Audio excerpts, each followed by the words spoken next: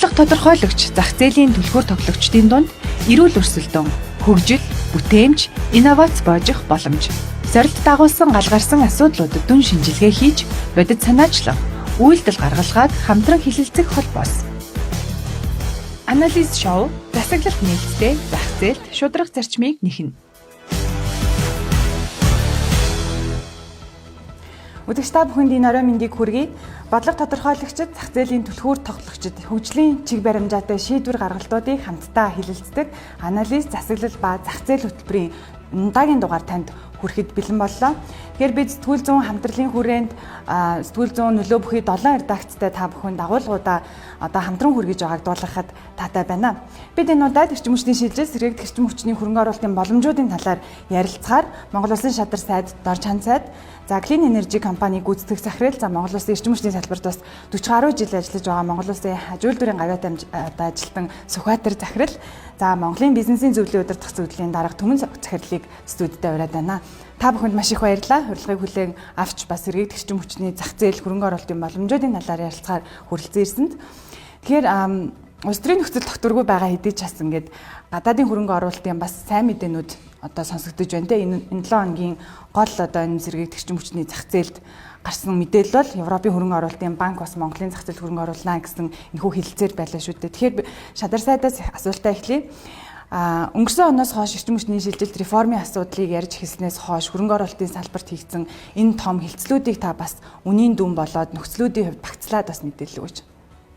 За баярлалаа.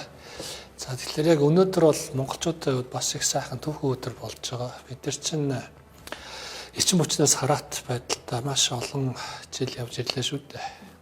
Тэгээд сүүлийн 1990 оноос хойш өөрийн гэсэн төсвөө зохиодог болсон. Гэтэл өөрийнхөө төсвөөрөө бид нар эрчим хүчний том их усвар хийж үзээгүй. Гаднаас санхүүжилт босгоё гэдэг тэгэхээр нүүрсний цахилгаан станц хөрөнгө оруулалт байхгүй. Ингээд юм чагтан дотор явж ирсэн байдаг. Тэгээд би нэг зүйлийг бас суур болгож хэлмээр байна л да. Яагаад юм болчихвэ гэдэг тэгэхээр төрөөр ингээд дамжуулахлаар боломжгүй болцсон. Нөгөө талд нь хувийн сектор хөрөнгө оруулалт хийя гэдэг тэгэхээр бас боломжийг хаацсан. Тэр нь болохоор маш хямд үнээр засгийн газар төрөөсөн гэдэг үнийг нь хатуу олон жил ингээд барьцсан. Тэгээд тэрийг хөдөлгөе ядаж одоо нэг өртгөлөө нойртуулъя гэдэг тэгэхээр улс төрөөс болгоомжлдог, улс төрчд нь хэр зориг байдаггүй, гарч ирсэн засгийн газрууд нь хийж чаддаггүй, шүүмжлүүлэх, муулуулах, гүтгүүлэхээс айдаг байсан баг.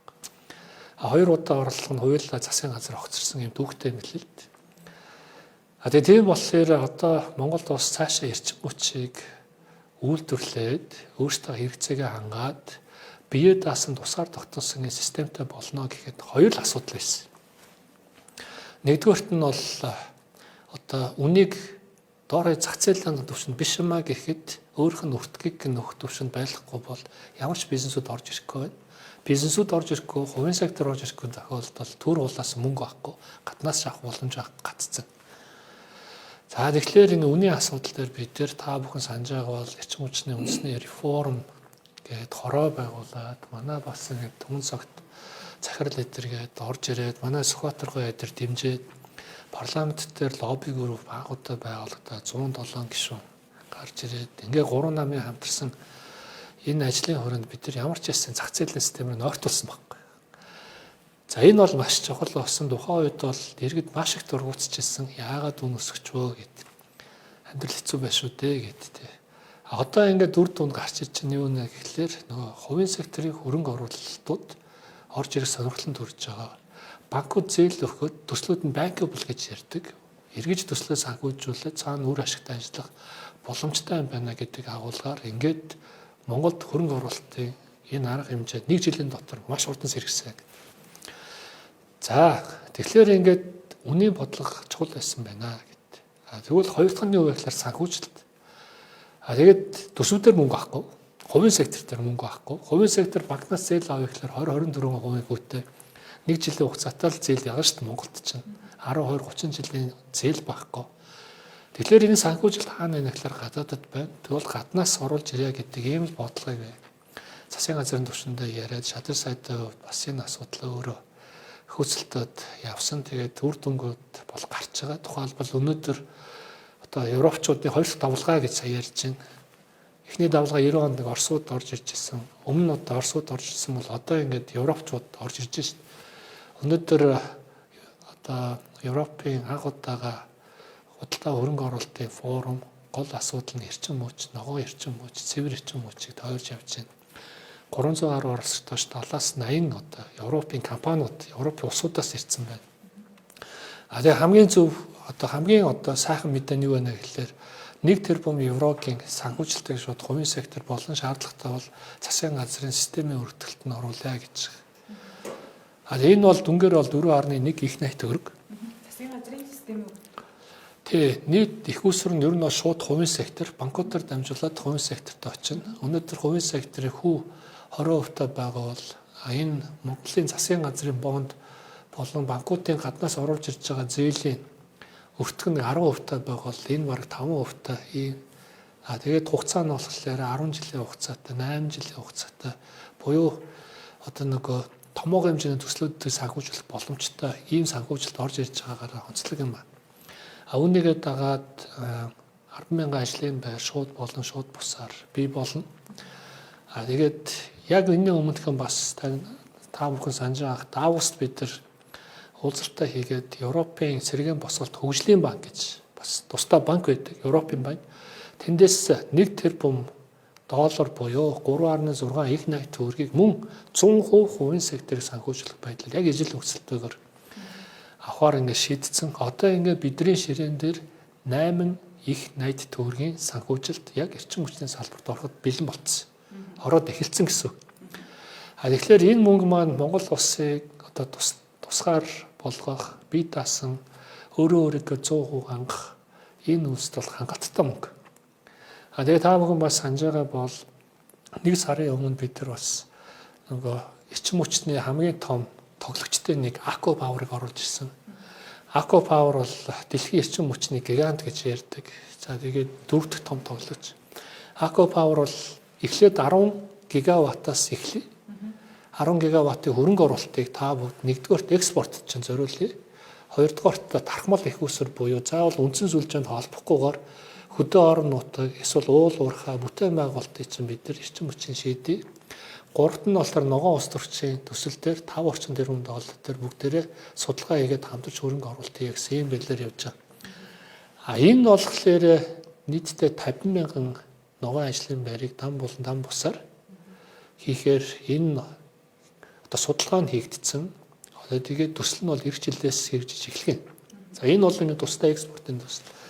Тэрний өмнөхөн бол энэ 6 сард бид Нью-Йорк хотод бас хөрөнгө оруулалтын форум цагаан байгуулад Bloomberg-ийн эрчим хүчний тоглогч нарын хөрөнгө оруулалтын уулзсан дээр очиж Монголын талаар танилцуулга хийсэн. Тэр үеэр бол Америк болон Европын хамтарсан UPC гэдэг компани 2.4 гигаваттын ийм хөрөнгө оруулалтыг дорногоо салхи станцыг бариад тэгээд хятад руу экспортлоо гэх. Тэр нь бол худалдаа авах гэж болсон гэх. Ингээд одоогийн байдлаар бол Монгол улсын хэмжээнд бие даах бүрэн санхүүжилтийг нь бол шийдсэн. Бизнесүүд нь бүгдээрээ сонирхлоо илэрхийлсэн ажил явж байна.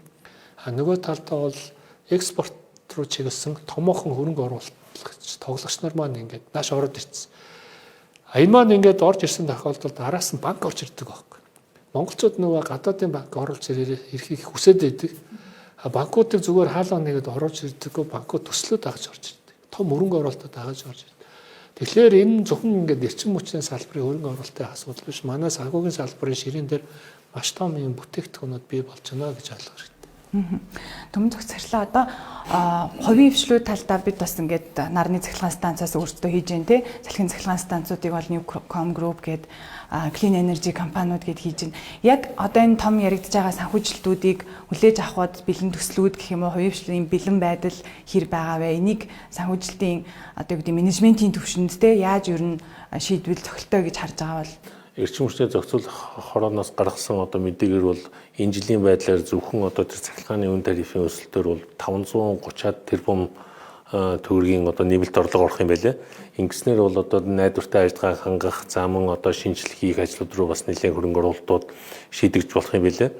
Тэгэхээр энэ ажил маань бол ингээд эхний алхам. дараагийн шатанд бол та бүхэн бас мэдж байгаа нөгөө халаалтын одоо тарифын асуудал байгаа. За мөн одоо зөвхөн ингээд нэг тийм цахилгаан дулааны асуудал биш, ер нь эрчим хүчний одоо хэрэглээний хувьд бол Монгол улс дутагдaltaй байгаа. Сая дурцанд сайд хэллээ.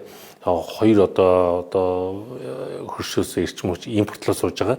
Тэгэхээр одоо үнэхээр одоо сэргийгдэгч мөчөнд суурилсан ийм томоохон одоо тоглогч болох, экспортлогч болох энэ боломж бол үнэхээр нэгж байна л да. Тэгэхээр дэлхийн нийтэд ч гэсэн одоо нэг уур амьсгалын өөрчлөлт гэдэг одоо та бүхэн мэдж байгаа нэг уур амьсгалын суурь конвенц гэдэг одоо талуудын уулзалт гэдэг COP 28 гэдэг 22 онд одоо зорилт дэвшүүлсэн байдаг. Тухайн үед бол одоо нийт одоо дэлхийд одоо сэргийгдэгч мөн суурилсан шатал нь бол нэг 580 гигаватт орчим. За үнийг бол одоо 2030 он хүртэл одоо 3 дахин нэмэгдүүлнэ гэсэн ийм зорилт тавьсан байлээ. Тэгэхээр үнэхээр одоо энэ бол одоо Монголын хувьд бол маш том боломж. Тэгэхээр одоо өнөөдрийн байдлаар одоо 8 их 80 төгрөгийн одоо ийм их усрыг шийдэгчээд байна. Тэгэхээр энэ дэр бол одоо жишээ нь бодлогын хувьд бол нэлээд тийм бас зарчмын ажлууд хийгдэх ёстой. Нэгдүгээрт бол одоо энэ 2018-19 онд хийсэн хуулийн өөрчлөлтөөр бол шинээр одоо их усруудыг одоо аукцион тэ сонгон шалгуулалтын зарчмаар сонгон шалгуулна гэсэн ийм журам гарсан байгаа. Тэгэхээр энэ одоо ажлыг бол одоо эрчим хүчний яамнаас бол даруй зохион байгуулах ёстой. Хоёрдугаарт бол ер нь ингээд нөгөө энэ тэнд одоо бий болж байгаа энэ сэргийгдэгч мөчийг одоо гол одоо хэрэглэгчрүүд нийлүүлэх дамжуулах сүлжээг одоо нэлээд тийм одоо хөрөнгө оруулалт хийх энэ маань одоо бас ингээд нэлээд тийм хуулийн хувьд бол бас нөгөө дамжуулах сүлжээ бол төрийн мэдэлд байна гэсэн бас ингээд нөгөө хувийн хвшлийн бас хөрөнгө оруулалт хийх хязгаарлалттай орчин байгаа даа. Тэгэхээр энэнийг бол бас нэлээд анхаарах шаардлагатай. Нөгөөтэйгүр одоо дурчин сайдын хэлснээр үнэхээр одоо тийм томоохон одоо хөрөнгө оруулагч тоглогч нар орж ирэхэд манай одоо дотоодын гэдэг юм уу яг энэ хүчин чадал те одоо хөрөнгө оруулалт санхүүгийн чадвар бол бас дутагдана. Энэ дээр бол одоо тэр гадны одоо Aqua Power гэдэг юм уу томоохон компаниудтай хамтарч ажиллах те одоо партнершип үүсгэж ажиллах маш том боломж байна гэж харж байгаа. Тэгэхээр энэ дээр бол одоо хувийн хвшлийнхэн бол бэлэн байна. Одоо засгийн газар зохицуулах байгууллага бодлогын яамтайгаа хамтарч ажиллахад маш их боломж байна гэж харж байна. Та сая дурдлаа дамжуулах сүлжээ бол төрийн мэдэлд байгаа, үнийг бол өөрчлөх шаардлагатай. Нөгөө талаас тархмал их усрүүдэд хөрөнгө оруулах энэ хэлэлцээрүүдийг хийсэн. Тэгэхээр заавал төвийн нэгдсэн системд хангахгүйгээр бас хувийн хвшлүүд өөрсдөө одоо шаардлагатай байршлаа сонгоод те ингээ нийлүүлэх боломжтой байна гэж ойлгогдож байна. Тэгэхээр Сүхбаатар захирлаа үнийн реформ хийснийг одоо талууд бол бүгдээрээ дэмжиж байгаа. Эхлээд бол мэдээж их сорилттой тулгарсан. Гэх мэтчлэн энэ дамжуулах сүлжээний асуудал гихчлэн өөр ямар бодлогын зохицуултууд яг хувийн хвшилд хэрэгтэй байгаа бол яг энэ бодтой энэ гадны хөрөнгө оруулалтуудыг бүтээн байгуулалт болгож хувиргаж бас Монголдо хувийн хвшилд өгөөжтэй байдлаар шийдэхийн тулд та энэ дээр ямар байр суурьтай байдаг вэ? Ер нь яагаад бид одоо сэргээгдэх эрчим хүч гэж яриад байгаа юм тийм ээ? Яагаад энэ дээр хөрөнгө хэрэгтэй юм? Тэгэхээр энэ дэлхийн хэмжээнд бол 29 триллион киловатт-цаг үйлдвэрлэж байгаа. Триллион гэдэг чинь одоо их 80-чтэй тийм ээ. За энэний өнөөдөр 3.1-ийг хятад улс хэрэгжилж байна. За 10 жилийн өмнө бол хятад улсын хэрэглээ бол 4.1 байсан. Өнөөдөр дэлхийн нийт эрчим хүчний хэрэглээний 3.1-ийг хэрэгэлдэг болсон байна. Тэгэхээр одоо бидэнд юу байгаа юм бэ? Бидэнд бол одоо маш их салхины нөөц байгаа юм. За Монголын одоо салхины нөөцийг одоо нийт онлын хувьд 8 триллион киловатт-цаг үйлдвэрлэх тийм нөөц гэж байгаа шүү дээ. Гэхдээ энэ бол нийт одоо онлын нөөц. За энэний хамгийн одоо боломжтой их салхитай газар барьж болох нөөц нь бол одоо түрүүний ярьсан өмнө дорн говь гэдэг Монголын одоо хятад улстай хэлдэг энэ хэсэгт байгаамаа. Эндээс бол бид одоо том хэмжээний салхины станцууд бариад 2 триллион орчим одоо киловатт-цагийг үйлдвэрлэх ийм одоо байгалийн нөөц байгаамаа. Дээрээс нь нарны эрчим хүч одоо сүүлийн үед бол маш чухал. Олон нарны станц баригдаж байна. За яагаад гэвэл 10 жилийн өмнө бас нарны станц барих хөрөнгө оруулалт өнөөдрийн байдлаар 3 дахин хямдарсан байхгүй юу? Тэгтээ зэрэг нарны станцаас үйлдвэрлэдэг 1 кВц-ийн үнэ бол уламжилт нүүрсний станцаас үйлдвэрлэдэг эрчим хүчнээс хамаагүй хямдхан болсон байна. Тэгтээ зэрэг өнөөдөр чинь бид нарны станцыг одоо чухал гэж үзээд байна шүү дээ. Тэгэхээр Монголын нийт одоо нарны эрчим хүчний нөөц бол ерөнхийдөө 2.2 триллион кВц гэдгийг. Гэхдээ энэ бол нийт нөөц нь шүү дээ. Эннээс хамгийн одоо аятайхан ашиглаж болох нарны тусгал сайтай 1 м квадратад жилд 1400 кВт-аас дээш хэмжээний одоо нарны одоо эрчим тусгаад үйлдвэрлэх ийм газрууд нэг бол одоо Монголын бас өмнгийн гол байгаа. Тэгэхээр энэ нар салхины эрчим хүч бол өнөөдөр нэгдүгээр бидний нөөц байна. Хоёрдугаар технологи хямдарч байна. Зөвхөн салхины станц гэхэд бид салхины станцыг барьсан тэр үеийн хөрөнгө оруулалтын зардлаас өнөөдөр 40% багаар одоо ийм хэмжээний цахилгаан станцыг ийм барих бас одоо 40% хямдрал байна шүү дээ. Салхивал бүр 3 дахин хямдарсан гэсэн шүү дээ.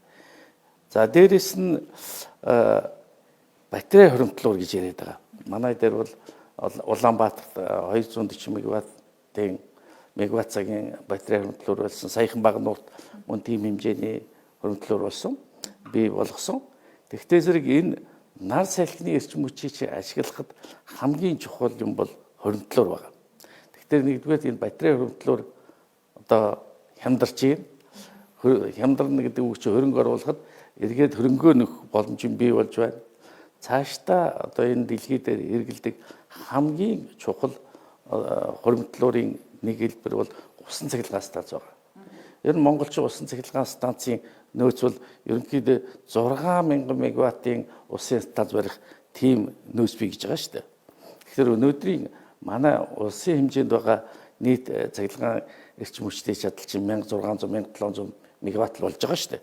Тэгвэл зэрэг энэс даруй 4 дахин их хэмжээний тийм усын станц барих нөөц Монголд байгаа. Тийм учраас өнөөдөр одоо баруун бүсэд 2 усын станц барьсан, дээрээс нь шинээр том хэмжээний усын станцыг ховдгол дээр барьж байгаа Эрдэнэ станц гээд цаашдаа энэ их эрчим сэргээгдэх эрчим хүчийг Монголдо тогтвортой хэрэглэхийн тулд бид нар цаашдаа батарей хоригдлуур дээрээс нь усан цахилгаан станцыг бид барих шаардлагатай байна. Үзэгчдээ хэсэг хугацаанд завсарлаад нэвтрүүлгээ үргэлжлүүлээ. Анализ, засаглал ба зах зээл төлбөр танд хүрч байна. 6 оны улсын төсөв дээр эрчим хүчний салбарт бол анхаарал хандуулаагүй байна гэж хэлмээр байна. Яагаад гэхээр эрчим хүчний салбар нь нөгөө л одоо зам тээврийн салбараасаа бага төсөвтэй. Гэтэл эрчим хүчний салбар өнөөдөр улс орны нийгэм эдийн засгийг боомлчод байгаа ганц салбар гэдгийг хүн болгон бараг биеэрээ мэдрээд байгаа, яриад байгаа. Өнөөдөр бид нар үйлдвэрээ барья, орон сууцаа барья гэсэн маш олон хэрэглэгчдийг цалхаан дулаанаар хангаж чадахгүй байна. За насжилтын хугацаа дууссан тэр 60-70 настай тоноглууд нь эхнээсээ гэмтэж дэлбэрч эхлээд байна. Энэ одоо эрчим хүчний салбарын 17 мянган ажилчдыг бид нар аюулгүй найдвартай эрүүл орчинд ажиллуулж чадахгүй байна. Тийм ч учраас ард түмэн тэр гал олдчих гээд байгаа эрчим хүчний салбартаа нэг ахиухан төсөв тавиараа гэд захиад байгаа. Тийм ч учраас ард түмэн бид нарт асфальтын зам хэрэггүй, нэг асфальтыг гэрэлтэй баймаар яана гэж захиад байгаа. Хааван тэр захиасан биелэлт. Тэгээ захиасан биелүүлэхгүй бол ард түмнээсээ асуулаа гэж шоудах ямар хэрэгтэй юм бэ? Тэгээ төсөв дээр олигтой мөнгө тавиагүй мөртлөө эрчим хүчний салбарт 3.9 их найдыг эх он зарцуулнаа. За одоо эрчим хүчний салбарын хамаг асуудлыг одоо шийднэ гэд ингээд худал мэдээлэл тараагаад байгаа. Би нэг бол худал мэдээлэл гэж хэлнэ. Бүх сайд нар дээр төсөв насагдсан шүү дээ. Ганцхан жожин сүрэн сайд биш. Одоо бид нар энэ хязгаар дотор л одоо багтаж амьдрын шүү дээ. Төсөв. Улсын хурал дээрээс төлгөө гаргаж өгөөд 24% та багтаагдсан байгаа. 28% байсныг бид нар 24% багтааж бүгд л одоо асагдсан байгаа. Бүгд л таньж одоо энэ дотор л багтаж амьдрын. Энийг харин яаж одоо өөр өгөөжтэй өөр ашигтай байдлаар яаж зарцуулах вэ гэдэг бол одоо салбарын сайдын ухаан сэтгэл хоёр л одоо шийднэ. Өнөөдөр цэцгийн салхин станц, сайн шандын нарны станц зэрэг төслүүд амжилттай хэрэгжиж байгаач улсын эрчим хүчний нийт системд дөрвтэй нөлөө үзүүлж чадахгүй байна. Сэргээгдэх эрчим хүч бидэнд хэрэгтэй юу гэвэл тийм зайлшгүй шаардлагатай. Учир нь энэ нь зөвхөн байгаль хамгааллын асуудал биш, эдийн засгийн аюулгүй байдлын асуудал юм. Амин чухал хэрэгцээгээ өөрсдөө хангаж чадахгүй байх нь улс орны тусгаар тогтнол аюулгүй байдалд тодорхой эрсдэл дагуулдаг. Товчхондоо аль ч үед дарамт шахалтанд орох, тог цахилгаан тасалдах гэд асуудал мундахгүй. Харин сэргээгдэх их үүсвэрийг дотооддоо хөгжүүлэх нь Монголын эрчим хүчний хараат бус байдлыг нэмэгдүүлж, ирээдүйд бүс нутгийн эрчим хүч экспортлагч болох хаалгыг нэнэ. Гэхдээ энэ шилжилт технологийн асуудал бус улс төр эдийн засгийн шийдвэртэй салшгүй холбоотой. Бидний бэлэн байдал зөвхөн салхин сэнс нарны хавтангаас хамаарахгүй, харин урт хугацааны доктортой бодлого, хөрөнгө оруулалтын итгэлцэл, төр хувийн хвшлийн хамтын ажиллагаанаас их ихэнх хамаарах юм. Эрчим хүчний шилжилт бол Монгол улсын ирээдүйн эдийн засгийн хөгжлийн стратегийн зүрхэн юм а. Нүүрсэн суурилсан эрчим хүчний бүтэц ирээдүйд өөрчлөгдөх нь гарцаагүй. Гэхдээ Монгол улс энэ өөрчлөлт шилжилтэнд бэлэн үү? Эсвэл дэлхийн өөрчлөлтийг хараад үлдэх үү гэдэг зааг дээр бид байна.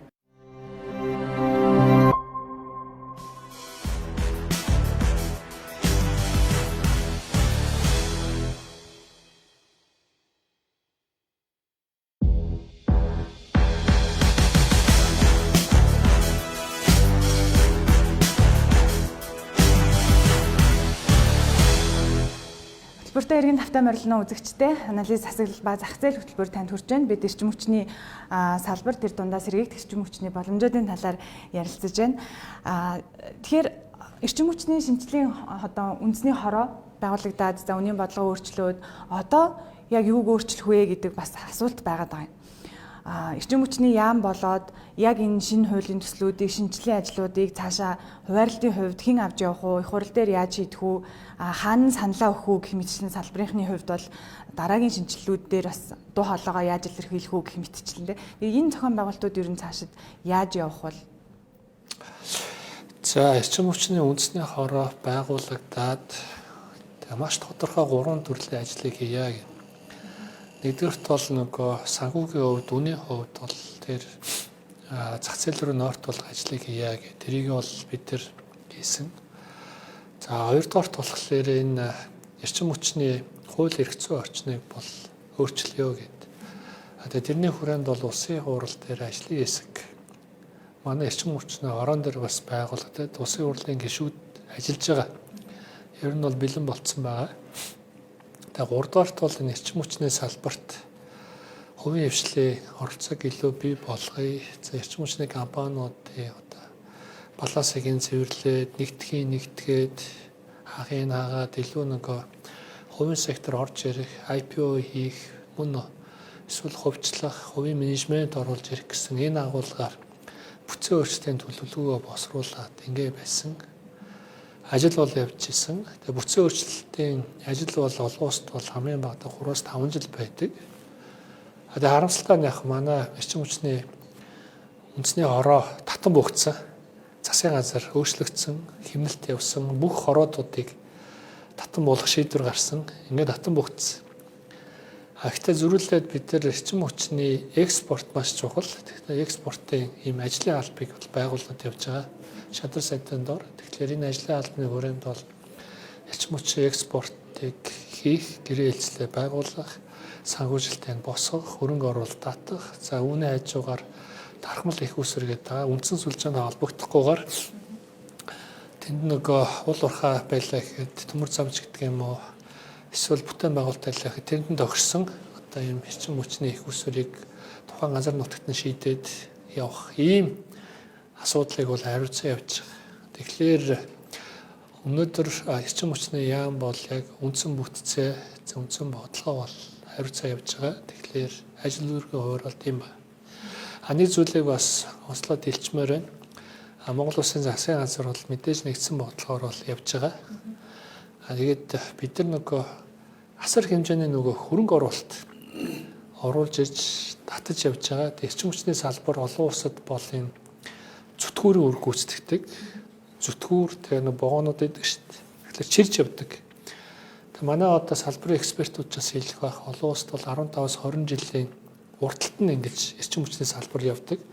Эрчим хүчний салбар явсны дараа араас нь бусад салбарууд ингэж одоо хөгжиж явдаг. Гэтэл манай эрчим хүчний салбар бол бусад салбаруудынхаа арталт нь чирэгдэж яваад байгаа тий. Тэгэхээр одоо бол ингээд урталт нь явуулах энэ ажлыг бол засгийн газар хийж байгаа. Өмнөх засгийн газарч тэр одоогийн засгийн газарч тэр бодлого бол яг одоо хിവэрэ хадгалагдаад явж байгаа. Ийм ч болохоор нөгөө олон улсын байгууллагууд хөрөнгө оруулагч нар маань ихтгэл урамшил төрөөд явж байгаа. Тэгэхээр энэ ажил бол хийгдэнэ. Тэгээд эрчим хүчний салбар бол одоо л бид нар 35 жилийн дараа ингээд салбарынхаа үүсийг нээж байгаа. Тэгэхээр энийг бид нар маш хямдгаа байгаад зөв менежменттэйгээр хувийн сектор руу шилжүүлэх мэдээж үндсэн бүтцээ бол засгийн газар хянаад явдаг. Энэ олон улсын зарчим руугаа оруулахаар ажиллаж байгаа.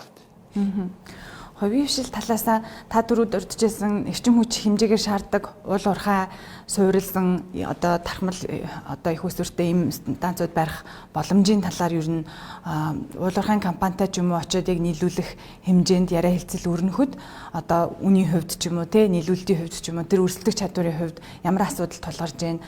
Яавал одоо оюутлогын хэмжээчлэн хятадаас цахилгаанаа импортлж байгаа энэ хэрэглээнүүдийг орлуулсан ийм дэд бүтцийг зэрэгт эрчим хүчмээр шийдэх тийм эдийн засгийн тийм одоо боломж бүрдэх юм бол өнөөдрийн одоо үйлчилж байгаа хуулиудаа асуудал байна уу эсвэл одоо яг нөгөө эрчим хүчний яамны одоо бодлого төлөвлөлт те одоо санхүүгийн төлөвлөлттэй байна уу одоо бас нэг сая эрчим хүчний реформын үндэсний орон дээр бас нэг яригдсан асуудал бол ер нь ингээд энэ эрчим хүчний одоо манай салбар одоо өнөөдрийн байдлаар нэг 1700 мегаватт орчим сурлагдсан чадaltaй байгаа.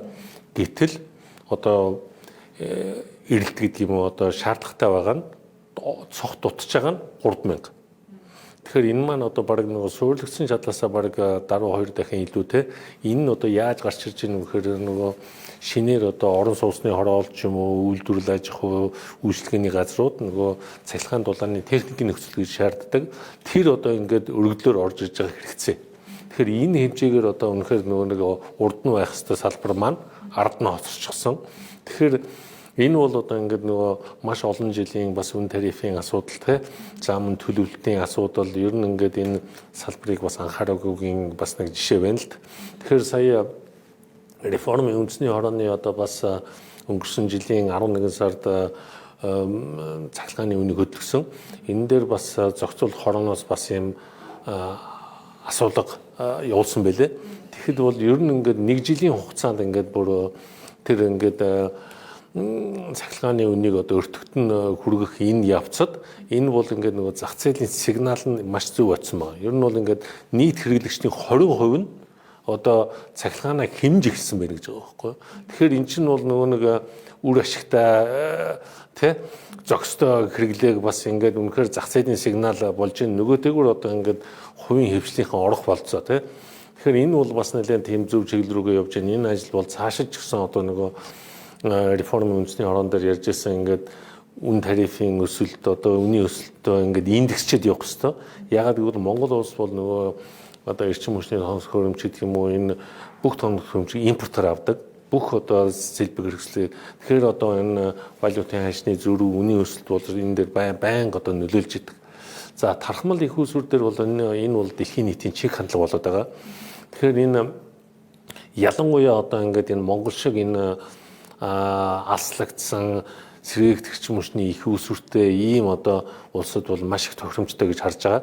Ялангуяа одоо жишээ нь Бүгд Хятад улс бол сүүлийн үед бол одоо цахилгаан машин сэргээгт эрчим хүч батарей хураагур гэдэг бүр ийм одоо ингээ бодлогын одоо шийдвэр за энэтэйгээ дагсан одоо литиум батарейч гэдэг юм уу хэрэгцээг бүгдийг ингээ бүр төрийн бодлого явж штэ. Тэгэхээр энэ бол Монгол шиг ингээ алслагдсан одоо юунда одоо нөгөө их урт шугам барихаасаа илүү нар салхиар шийдээд за энэ нь бол одоо тэр цахилгаан тээврийн хэрэгсэл за мөн эрчим хүчээ шийдчих нь дулаанаа шийдчих нь за мөн одоо сүүлийн үед маш их яригдж байна одоо нөгөө хиймэл оюун ухаантай холбоотойгоор нөгөө AI computing те дата центрүүд бол ингээд аслагдсан газар одоо Монгол улсад байршиж сэргээгдэх юм хүчээр одоо бүрэн одоо ингээд одоо шийдлээ гаргасан ийм их боломжууд байна гэж хараад байгаа.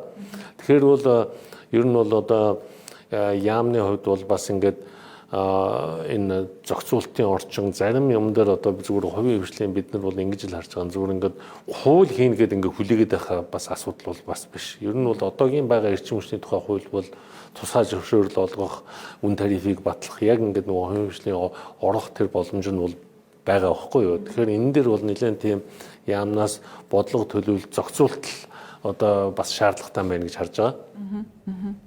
Одоо Сүхбаатар захирал төрүүд дурдсан технологийн хувьд одоо нарны станц гэх мэтчлийн шин шийдлүүд өртөг буурж байна тий огцон буурж байна.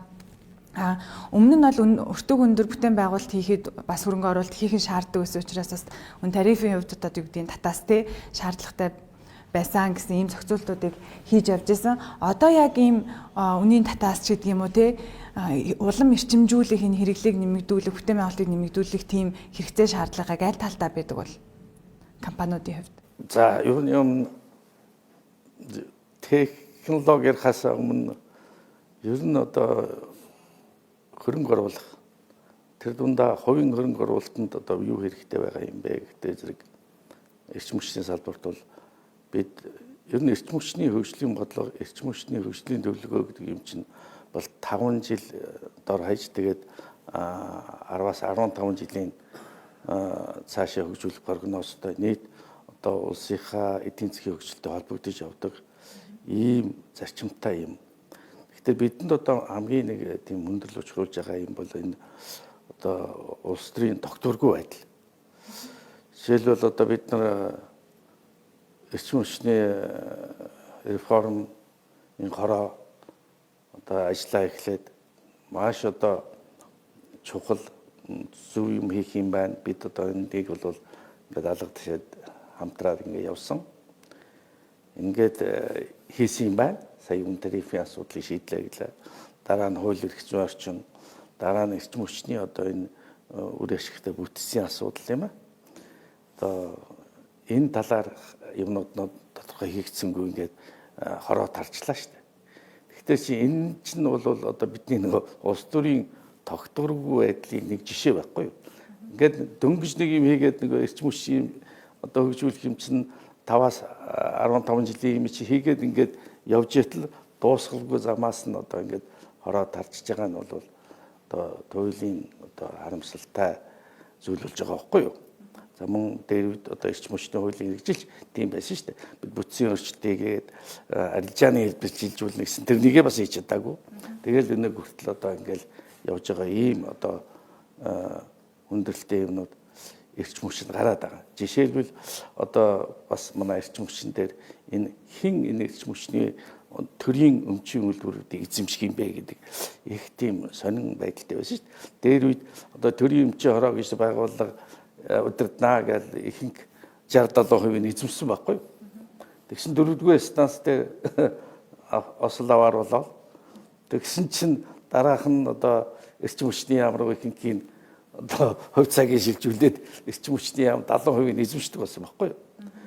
Жишээл саяхан за ингээд Эрчим Монгол гэдэг одоо төрийн өмчийг эзэмшдэг компани гарч ирээд ихэнхийн одоо Эрчим Монгол эзэмшнэ гэл ингээд явж байгаа. Тэгжээтэл одоо 3-р станц дээр осол боллоо тийм үү. Тэгтэл эргээд өнөөдөр чинь болоод эрчим хүчний яам ихэнхийн авах жишээтэй.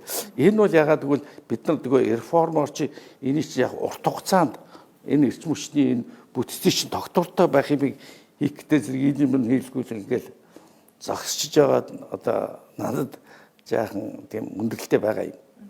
За цаашдаа ер нь одоо бид энэ уламжилт эрчим хүчээ авч явах уу? Одоо бид энэ дэлхийн нийтийн жишг ногоон хөгжил гэж ярьж байгаа тийм ээ. Сэргээгдэх эрчим хүч энийгээ одоо авч явах уу гэдэг ийм одоо сонголт байгаа. Мэдээжийн хэрэг нэг хэсэгтээ бол юугаараа баян түүгээрээ юм хийдэг гэдэг юм биш үү тий. Тэр шиг бид нар чинь бол одоо маш их нүүрсний нөөцтэй орно шүү дээ. Хүрэн нүүрснээс авахгүйлаад өндөр одоо калоритой коксдаг нүүрснээс авахгүй бүх төрлийн нүүрс Монголд маш их байгаа юм. Тэгэхээр нэг хэсэг одоо бид нүүрсэндээ явах байх. Тэр бол одоо зайлшгүй. Гэхдээ бид нар нүүрсээр ажилладаг станцыг барихтаа бас өндөр технологитой байгаль орчинд сөрөг нөлөө багтаа ус баг хэрэгэлдэг ийм станц барих ёстой юм. Тэгэхээр ийм станц барина гэхдээ чинь нөгөө нар салхины эрчим хүчтэй харьцуулаад үзвэл хөрөнгө оруулалт маш өндөр.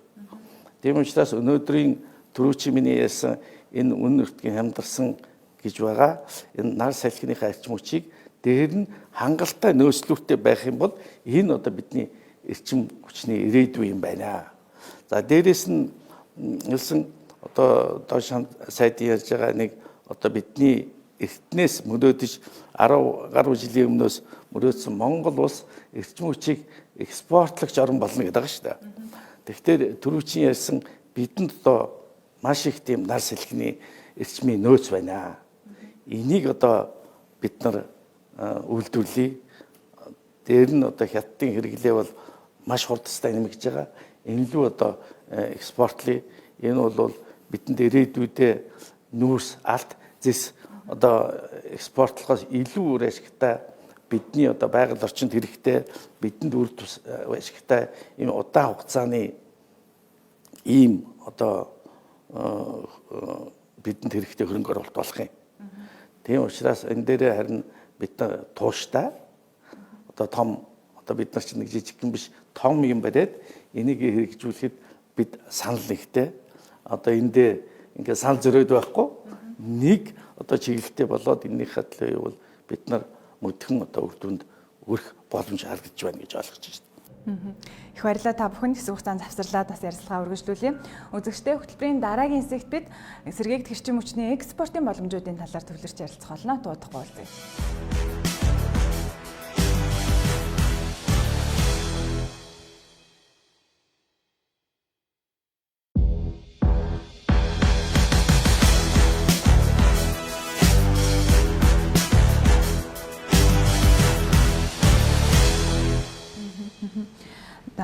Нүүрсэн дээр ярихад одоо жишээлбэл 5-7 цахилгаан станц бас ингээ гацсан байдалтай байна тий. Ингээд яг ингээ хэрэгжих болоод ирэхээр төр хувийн хвшлийн түншлэл нь өөрөө яаж явагдахын, хөрөнгө оруулалтын гэрээнүүд нь яаж байгуулагдахын гэх мэтчлэн хэрэгжилт дээр бас нэг юм асуудлууд үүсээд байгаа харагдаад байгаа. Яг жишээлбэл та Aqua Power-ын хувьд бас нэмэлт мэдээлэхгүй тий. Яаж ямар зарчмаар Монголын компаниудад хөрөнгө оруулахын эсвэл шууд хувийн хвшилтэд байгуулах юм уу? Төр нь ямар оролцоотой байхын, сонгон шалгаруулалтаар байх юм уу гэх мэтчлэн энэ дээр бас нөхцлүүд нь юу байгаа юм бол? За. Aqua Power бол 10 гигаваттаас эхлэе гэж байгаа. Нэмээд нөө green hydrogen гэдэг ногоон ус төрөгчийн төсөл рүү хөрөнгө оруулалт хийгээд явъя гэд. Тэр нь бол нар салхинаас эрчим хүчээ аваад за тэгээ ингээд хин хэлбэр рүү оруулаад явна гэсэн үг шүү дээ. Монголын компанитай гүйцэтгэгч компанитайгаа шууд хамтрах уу аль зарчим нь болохоор энэ компани бол хөрөнгө оруулалтаа хийн. Тэгээд Монголын компаниудтай яг энэ салбарын одоо тоглогч нартай бол одоо гэрээ байгуулад явна. Тэгээд одоо нар гэдэг чинь бол ингээд түрүү манай Сүхбаатар хэлж штэ. Үнэхээр уламжлалтаас хямдхан болцсон байхгүй юу? Тэгээд дэлхийд даяар айгүй хямдхан болцсон штэ. Тэ. Улам мөр л хямдхан болоод байгаа тэ. Тэгэхээр манад үнэхээр энэ нарны нөөц байдаг, салхины нөөц бол маш их байдаг. Тэгээд энэ чиглэлээр бол хөрөнгө оруулалт хийхдээ одоо засгийн газарт бид нар бол нөгөө гэрээ байгуулах юм бол байхгүй шүү дээ. Худалдаа авагч нь хятадын засгийн газар байхгүй. Эсвэл хятадын худалдаа авагч. Нэг засгийн газартаа ямар төвшөнд бидэртэй харьцах вэ гэдэг тэгэхээр дархмал байдлаар ингээд явхад бидний зөвшөөрөл байхгүй гэхдээ газрынх нь зөвшөөрлийг бол өгөх ёстой юм лээ л. Энэ чинь газар ухаж байгаа биш үү дээ тийм. Бусдаар бол тэн нөгөө одоо оюут толгой хөрөнгө оруулалт хийх гэж байгаа шиг тийм хөрөнгө оруулалтын гэрээ энэ төр бол байхгүй. Цэвэр хувийн хөрөнгө оруулалт байхгүй.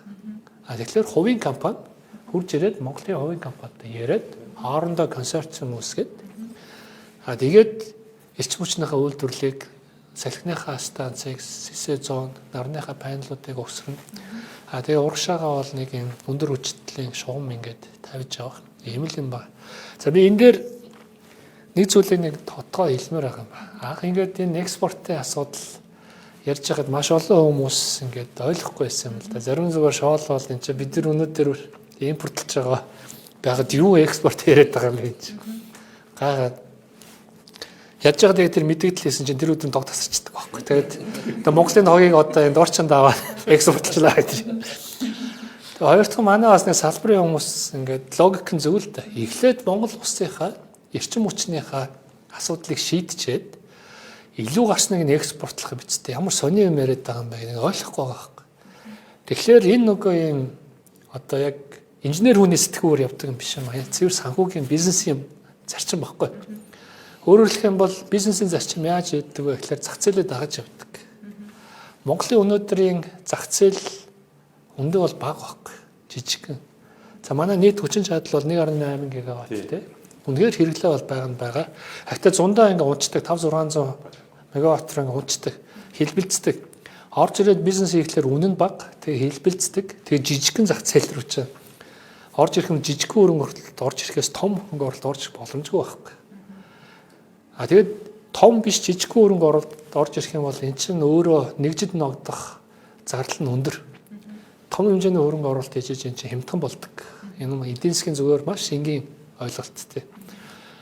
Тэгэхээр одоо бид нар тийм зах зээл байна уу гэхээр баггүй. Том хөрөнгө оруулагчдыг бид нар 10 тэрбум долларыг шингээж авч чадахгүй шүү дээ. 10 гигийг өнөөдөр 20 гигээ 100 гигээ чадахгүй байхгүй. Манай Сүхбаатаргаа яриад байгаа тэр 2 тераватт бүр боломж зах зээл хаана нэ гэхээр зах зээл хятад байна. Үнэн.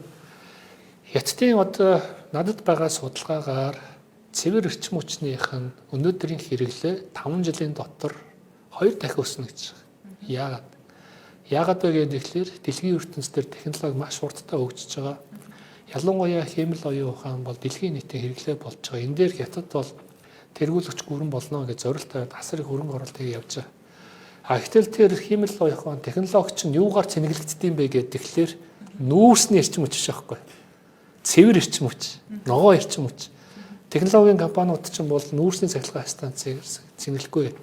Хятад нүүрс байгаа юу байгаа? Монголд байгаа юу байгаа? Гэхдээ цэвэр эрчим хүч нь хятад байна уу гэхээр хязгаарлагдмал байхгүй. Монголд бол асар их хэмжээний цэвэр эрчим хүчний их усэр байна шүү дээ. Тэгээ ийм болохоор бидэрт тийм орон зай гаргаж өгöd байгаа. Хэн гаргаж өгöd байгаа? Технологи байхгүй. Технологийн хөгжил юм ба. Энэ чинь зөвхөн хятад бас биш ээ. Цааталт нь байгаа Солонгос байгаа. Цааталт нь байгаа зүүн талд байгаа Япон байгаа. Бисаа Японы засгийн газартаа очиж айлчлал хийгээд уулзаад ирсэн Исаан хааны айлчлалын дараа.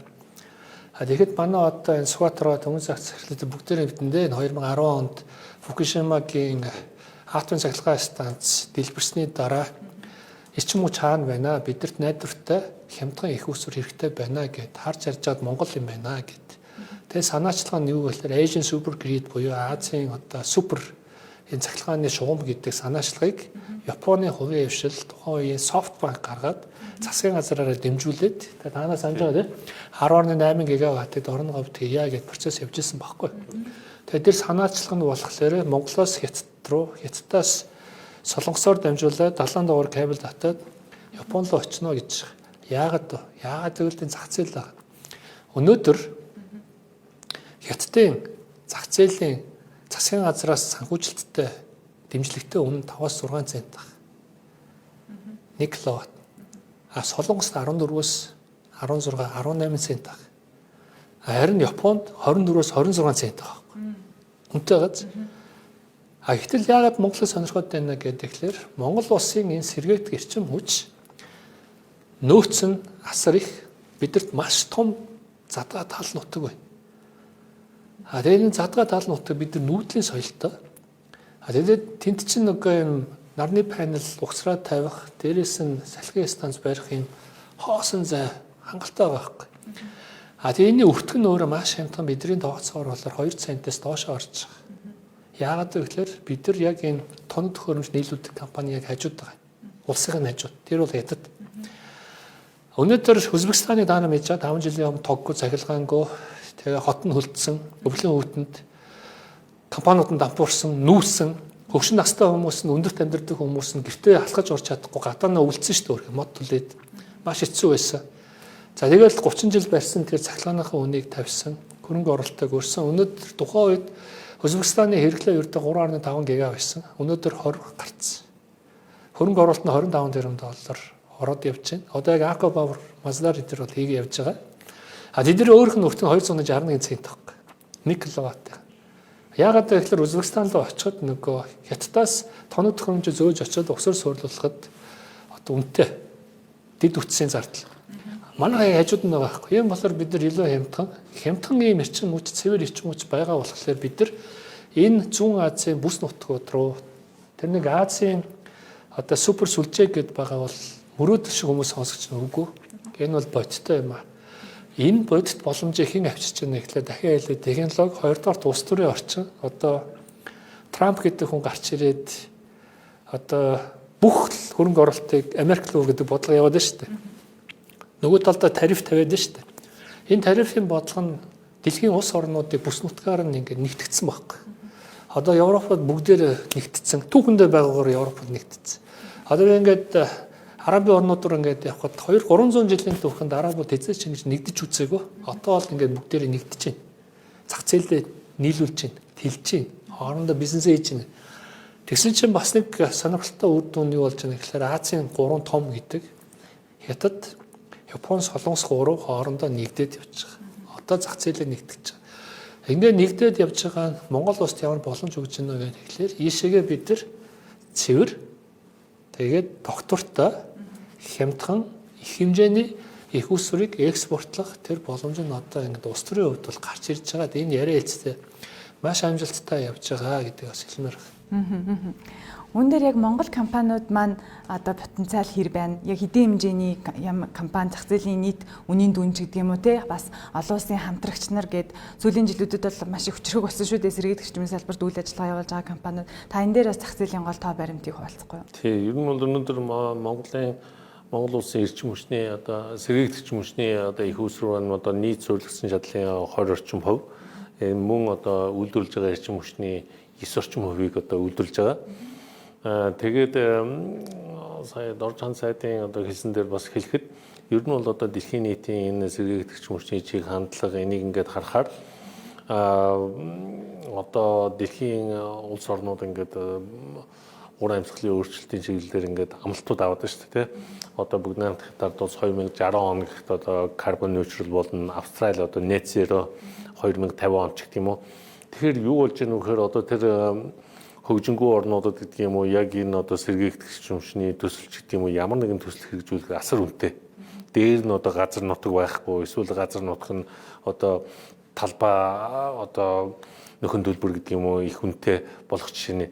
Тэгэхээр та бүхэн санаж байгаа бол нөгөө өмнөх одоо ур амьсгалын өөрчлөлтийн одоо цэвэр хөгжлийн механизм гэж байсан. Carbon credit гэдэг CDM гэдэг механизм байлаа. За тэр одоо CDM гэдэг нөгөө цэвэр хөгжлийн механизмын одоо хүлэмжийн хийн бууралт emission reduction гэж яддаг кредитийн одоо хугацаанд дууссан боловч одоо нөгөө сайн дурын voluntary emission reduction market гэж байгаа байхгүй юу. Тэгэхээр тэр зах зээл бол одоо маш идэвхжсэн байна. Ялангуяа нөгөө Европын те ETS гэдэг нөгөө emission trading system гэдэг тэр карбоны зах зээл нэлээд идэвхжсэн байна. Тэгэхээр юу болж байгаа вэ гэхээр ерөөсөө тэр одоо тэр зөвхөн одоо Монголд одоо хэрэгжиж байгаа төслүүдийн сэргээгдэх эрчим хүчний одоо томоохон төсөл байлаа гэхэд тэр нь одоо зөвхөн хятадын зах зээлээс хамаарах биш. Одоо яг Доржхан сайдын хэлдгээр хятадын урд хэсэгт байгаа одоо эрчим хүчийг үйлдвэрлээд тэр одоо хэрэгтэй газар руу нийлүүлэхэд эндээс нь одоо тэр яг тийм үеийн swap маягийн тэгээд дандаа нөгөө карбон кредитээр санхүүжихтэй ингээд зөвхөн ингээд нөгөө хоёр улсын асуудал бүртээ дэлхийн одоо санхүүгийн зах зээлийн бүр механизм болчиход байгаа байхгүй юу. Тэгэхээр энэ бол цаашдаа бол улам ихсэх ялангуяа энэ карбон кредитийн зах зээл дээр бол зөвхөн сэргээгдэх эрчим хүчний үр ашигтай эрчим хүчний хэмнэлттэй орон сууцч байдаг юм уу хөдөө аж ахуйн маш олон төслүүдийг хэрэгжүүлж болж байгаа шүү дээ. Тэгэхээр энэ чиглэлээр бол маш их бас санхүүжилт татах болцоотой. Тэгэхээр энэ чиглэлээр бол бас ингээд байгаль орчин ур амьсгалын өөрчлөлтийн яам мөн одоо дараа жил одоо нөгөө цөлжилтөд тэмцэхтэй COP17 гэдэг ингээд юун дээр ч гэсэн бас манай бизнесийн зөвлөл ингээд засгийн газартай хамтраад ажиллаад явж байгаа. Тэгэхээр бол боломжууд бас нэлээд байгаа юм байна л гэж харж байна. Их баярлалаа. Clean Energy компани тухайд ойрын 5 жилийн одоо технологийн шинжилэл, шин төслүүдтэй төвлөрөх одоо хувийн хвшил талдаа гол бодлогод юу байгаа вэ? Зорилгоодоосаа бас хуваалцахгүй юу те? За Clean Energy компани ярихаас өмнө бас нэг зүйлийг би нэмээд хэлчих болох уу? За энэ дээр одоо өнөөдрийн Монголын эрчим хүчний хангамжийн байдыг аваад үзвэл одоо өмнөний хэсэгт байгаа оюутлогоо бусад том шинээр баригдах уурхайнууд бол хятадын талаас эрчим хүчийг импортлж авч байна. За бид өөрсдөө Оросын холбооны улсаас холбоотой. Тэгэхээр өнөөдөр бид нар аль ч талаасаа цахилгааны импортоор авах боломжийг бий болгох одоо шаардлага маш өндөр байгаамаа. Тийм учраас одоо оюутлогын хувьд бид нар back to back гэж байгаа. Хувьсгалыг тогтмолыг хувьсгалдаг ийм одоо дэд хувиргагчдын станцыг бид одоо ойрын үед л барих ёстой. Тэгжээж одоо бид нар чинь эрчим хүч чинь одоо нэг тийм ганц мартаа яваад байна шүү дээ.